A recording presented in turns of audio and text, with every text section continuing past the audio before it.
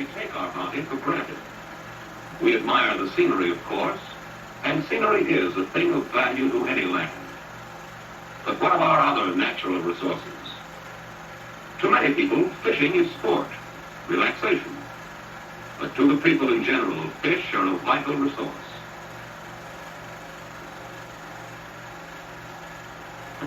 Water is another of our natural resources, so important that without it, we can't live.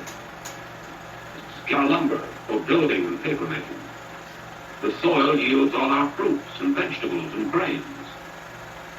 And from inside the earth comes oil and many other minerals.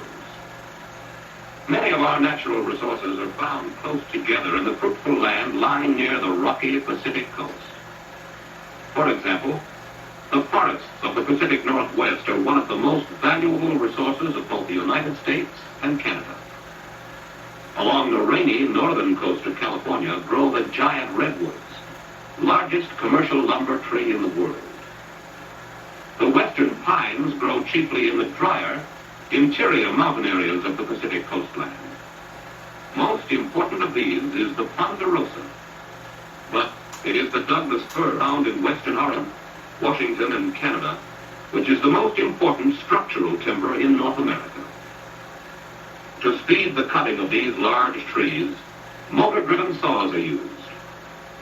Soon, a great tree falls.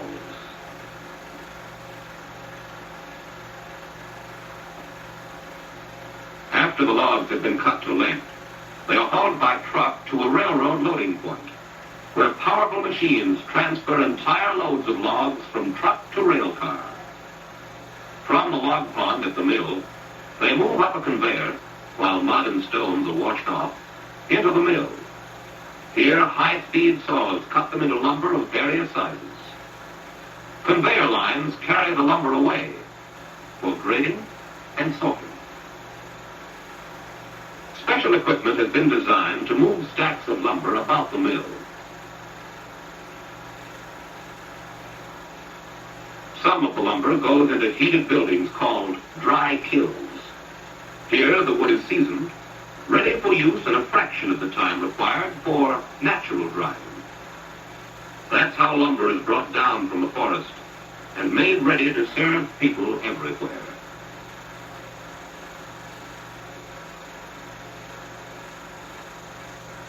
Most valuable of our wildlife resources are the fish of our oceans, rivers, and lakes.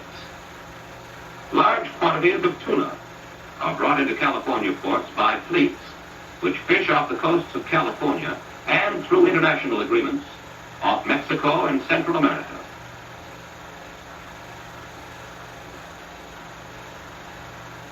Seattle is the home port for many boats which fish for halibut, caught in great quantities near the entrance to Puget Sound. These are salmon fishing boats, which work during the summer months in the Columbia River and during the rest of the year off the coast of the United States and Canada.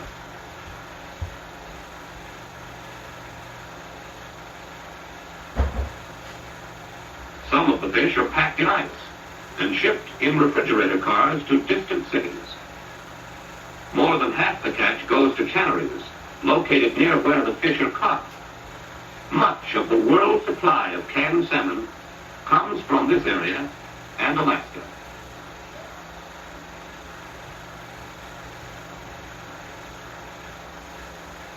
To keep the salmon from dying out, many must be allowed to reach their spawning grounds and lay their eggs.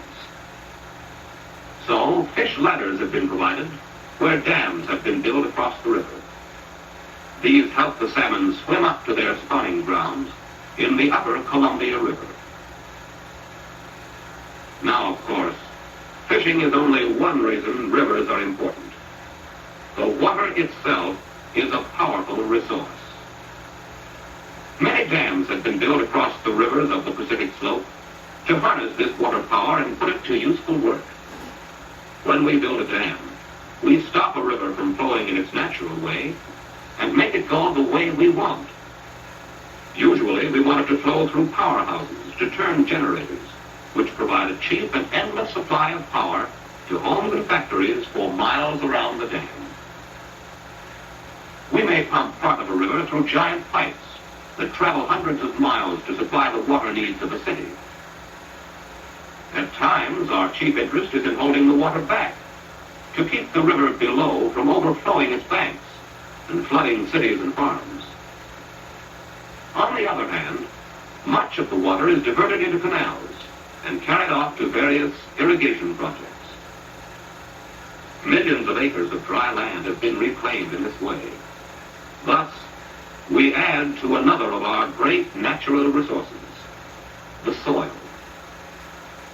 Much of the soil of the Pacific Coast area is suitable for growing things, and one of the most productive regions is the great Central Valley of California.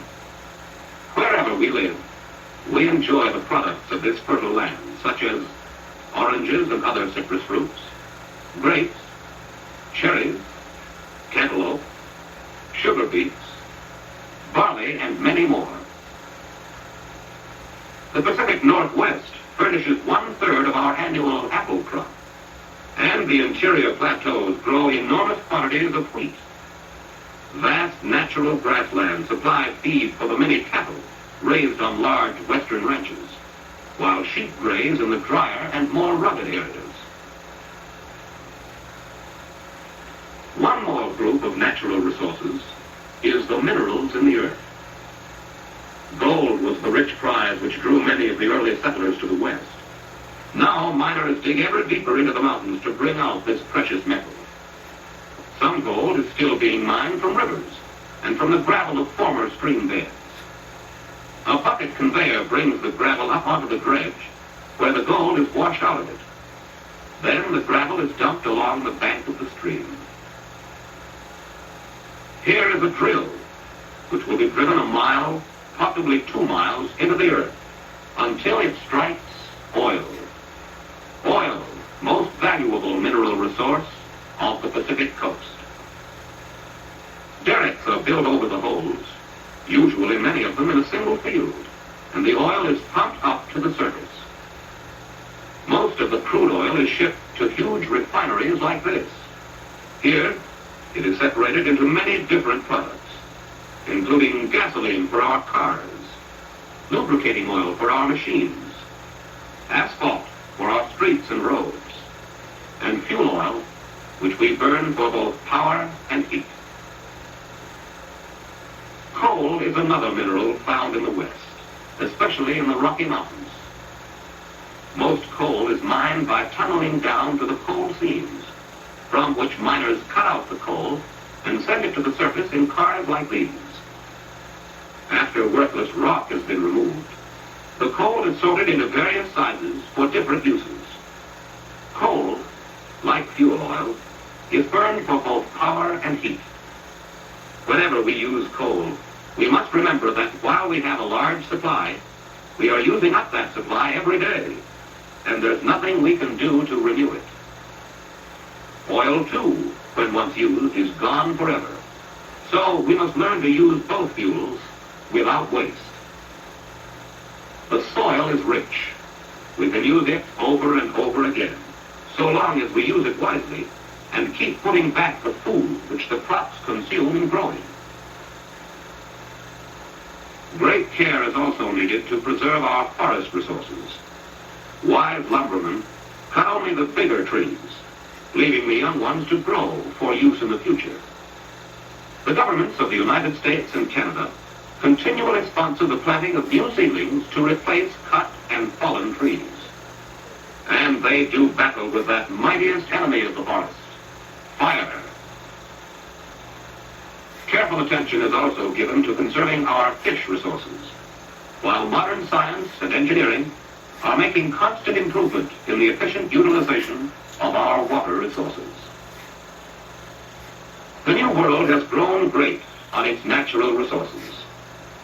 While we enjoy these riches, we must learn to conserve them so that our land will continue to be as productive as it is beautiful.